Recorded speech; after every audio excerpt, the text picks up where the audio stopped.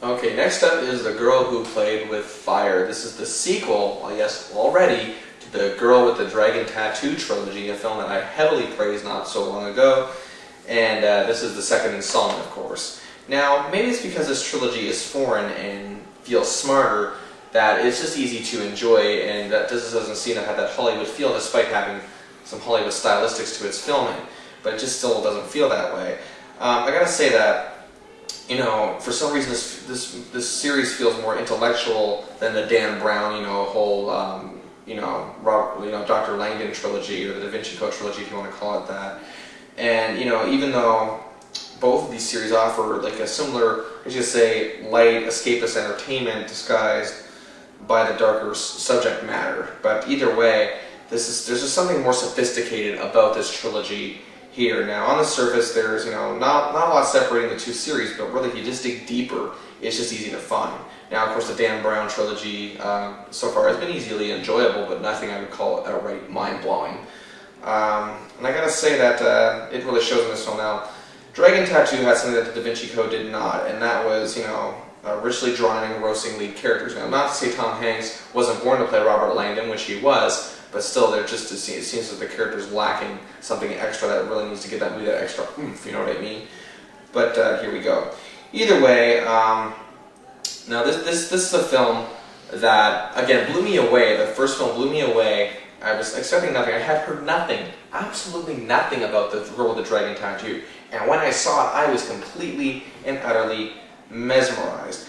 Now, of course, we are back here with Noomi Rapace playing the girl, Elizabeth, and she, of course, once again, is fantastic here. Now, of course, the second movie in the trilogy is a step down from the first, but not an overly significant one.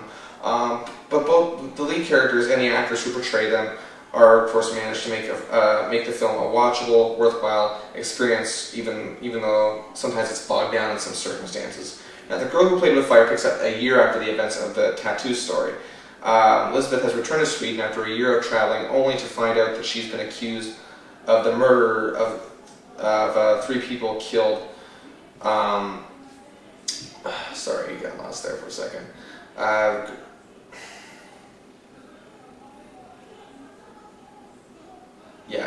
The Guardian's handgun. I forgot that. Sorry, just had a brain fart. Anyway, continuing.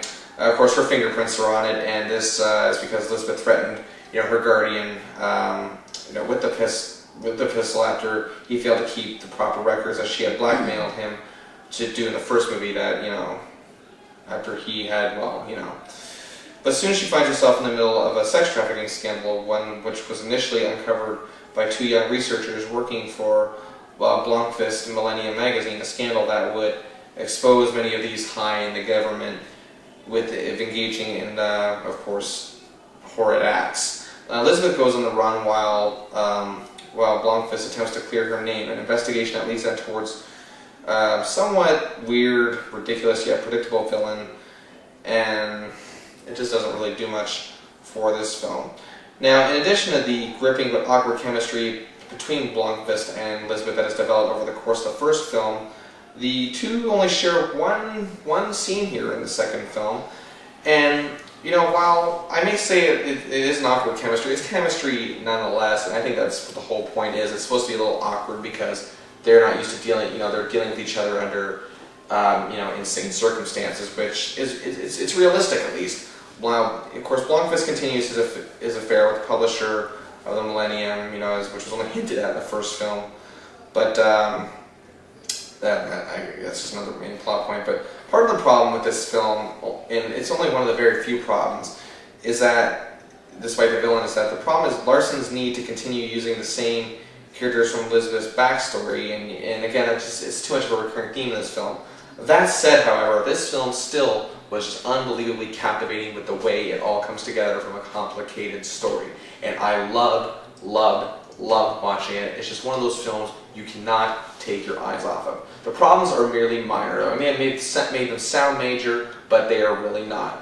And sorry for my brain fart review there for a second, but my notes weren't making sense there for a second, so I'm sorry. But either way, this is a film, if you like the first one, you should like this one. Not quite as mind-blowing, but still a wonderful experience in terms of cinema.